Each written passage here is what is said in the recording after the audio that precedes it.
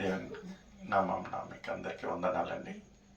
ఈరోజు 22వ రోజు శిల్వ ధ్యానంలో మిమ్మల్ని అందరినీ ఆహ్వానిస్తూ ఈ యొక్క శిల్వ ధ్యానంలో మనం వెళ్ళకన్నా ముందు ఒక చిన్న ప్రార్థన చేసుకుందామండి. మమ్మల్ని మిక్కిలిగా ప్రేమించిన దేవానికి వేలాది స్తోత్రం. గడిచిన ఒక 21 రోజు శిల్వ ధ్యానాల్లో మమ్మల్ని నడిపించిన విధానం కొరకు నీకు వేలాది స్తోత్రం. ఈరోజు 22వ రోజు మేము శిల్వ ధ్యానం చేస్తుండగా కావాల్సిన బలము శక్తి పరలోక జ్ఞానంతో నడిపిస్తారంటూ యేసయ్య పరిశుద్ధ నామం అడిగి వేడుచున్నాను తండ్రి, ఆమేన్. దేవునికి స్తోత్రం కలుగును గాక. ప్రియమైన సోదరి సోదరుడా, ఈ యొక్క 40 రోజు శిల్వ ధ్యానాలలో ఈరోజు మనము ఆ ఒక మిడ్వే అంటే 22వ రోజు శిల్వ ధ్యానంకి వచ్చుంటున్నాము. నిజంగా ఈ యొక్క 22 మనము మధ్య యాత్రకు వచ్చుంటున్నామండి. ఇప్పుడు ఒక ప్రశ్న నీకు నాకు ఏముండగా, ఈ యొక్క 22 రోజులు అంటే 21 రోజు శిల్వ ధ్యానము మనం సతతంగా నిష్టగా ఎంతో విశ్వాసంతో ఈ యొక్క శిల్వ ధ్యానాలలో పాల్గొంటూ ఉంటున్నాము, వర్తమానాలు వింటూ ఉంటున్నాము. విశేషమైన ఒక జ్ఞానంతో దేవుడు మనల్ని హెచ్చరిస్తూ మాట్లాడుతూ ఆత్మీయంగా బలపరుస్తుంటే ఈరోజు ఒక ప్రశ్న ఏమనగా, నిజంగా మనము ఈ యొక్క శిల్వ ధ్యానంలో ఆ మార్పు అనేది ఉంటున్నదా? మనకు ఆ ఒక గతించిన ఒక 20 రోజుల క్రితం ఉన్న ఒక హృదయము, గతించిన 20 రోజులు ఉన్న ఒక స్వభావము, గతించిన 20 రోజుల కంటే ముందున్న ఆ ఒక ఆత్మీయ జీవితానికి ఈ యొక్క 20 రోజుల తర్వాత మనము ఎలా ఉంటున్నాము? Is there any change in our life? ఎందుకంటే నిన్నటి రోజున ఎంత చక్కటి ఒక విశేషమైన ఒక మంచి అంశం అండి. Is going to change the battles to blessings. అంటే మన ఒక పరిస్థితులను మార్చే దేవుడుగా ఉంటున్నాడు. నిజంగా ఈ యొక్క 20 రోజులు 21 రోజు వర్తమానము మన యొక్క హృదయాలను మార్చిందా? ఈరోజు ఇంకా ఎంత చక్కటి అంశం అండి, నూతన హృదయం. నూతన హృదయం అనగా గతం గతః అంటే గతించిన పాత హృదయం ఏదైతే రోత విధం ఉంటున్నదో, ఏదైతే లోకరీతిగా ఉంటున్నదో, ఏదైతే దేవునికి ఆయాసకరంగా ఉంటున్నదో, ఏదైతే దేవునికి వ్యతిరేకంగా ఉంటున్నదో ఆ ఒక్క హృదయమును తీసివేసి దేవుడు ఆధ్యాత్మికంగా మనకు ఆత్మీయంగా ఒక నూతన హృదయము ఇయనికి వేచి ఉంటున్నాడు. ఈరోజు వాక్య భాగము ఎజికియేలు 36వ అధ్యాయము 26వ వచనం నుంచి 28వ వచనం వరకు మనం చదివి సహకరించండి.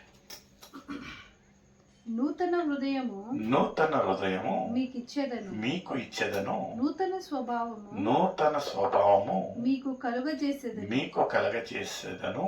రాతి గుండె మీలో నుండి తీసివేసి మాంసపు గుండె. హల్లెలూయా. ఏమంటా ఉంటున్నానంటే నూతన హృదయము, నూతన స్వభావము. మన ఒక హృదయము రాతి గుండెగా ఉంటున్నదేమో, ఏ ఒక చలన లేదు, ఏమి చూసినాను ఏది లేదు, ఒక కదిలింపు లేని ఒక హృదయంలో ఉంటున్నామేమో. అయితే ఈ యొక్క 21 రోజు శిల్వ ధ్యానంలో దేవుడు పదే ప్రతిరోజు నూతన పరుస్తూ మన ఒక ఆత్మీయ జీవితాన్ని బలపరిచే ఒక వాక్య భాగాన్ని మనకు ఇస్తుండగా ఎలా ఉంటున్నది? నిజంగా మన ఒక హృదయాలు నూతన పరిచినట్టు ఉంటున్నదా? నిజంగా మన ఒక స్వభావాలు మారిందా? నిజంగా మన ఒక హృదయము ఏదైతే రాతి గుండె అని అందరూ ఈజ్ అ స్టోన్ హార్టెడ్ అనే వాళ్ళు ఇప్పుడు నిజంగా ఆ ఒక మాంసపు గుండెగా, మృదువైన గుండెగా, ప్రేమ కలిగిన గుండెగా, కనుకరం కలిగిన గుండెగా ఉంటున్నదా అనేది ఒక ప్రశ్న నీకు నాకు.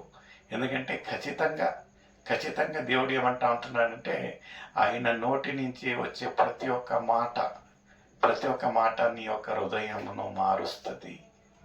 ఆయన ఒక మాటలో మన ఒక త్రోవకు వెలుగుగా ఉంటున్నాయి అంటా ఉంటున్నాడు.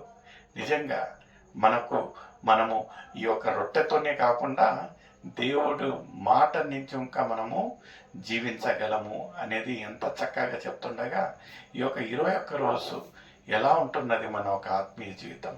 ఇక్కడ దేవుడు చెప్పిన రీతిగా నేను నీకు నూతనమైన ఒక హృదయము, నూతనమైన ఒక స్వభావము, ఆ తర్వాత రాత కలిగిన ఆ ఒక గుండెను తీసివేసి ఎలాంటి హృదయం ఇస్తాడంటండి? మాంసపు గుండెను మీకు ఇచ్చేదను. హల్లెలూయా. నిజంగా మనము ఆ ఒక నమ్మకంతో ఉంటున్నామా? నిజంగా మనం మారి ఉంటున్నామా? ఎలా ఉంటున్నదండి మన ఒక స్వభావము? ఎలా ఉంటున్నది మన ఒక ఆలోచన? ఎలా ఉంటున్నది మన ఒక ప్రవర్తన అనేది ఒక ప్రశ్న నీకు నాకైతే ఉంటున్నది. ముందు ఏముంటున్నదండి? నా ఆత్మను మీ యందు ఉంచి నా కట్టడలను అనుసరించు వారిగాను నా విధులను గైకొను వారిగాను మిమ్మును చేసేదను. చూడండి, ఆయన ఒక మనల్ని నిర్లక్ష్యం చేయటం లేదండి. మనం పాపులమని మనల్ని త్రోసివేయటంలా, మనల్లో వెలవేయటంలా ఆయన ఏం చేస్తూ ఉంటున్నాడంటే ఆయన పరిశుద్ధ రక్తంతో విలువ పెట్టి కొన్నాడండి. నిజంగా ఎంత ప్రేమ కలిగిన దేవుడు, ఎంత కనికరం కలిగిన దేవుడు.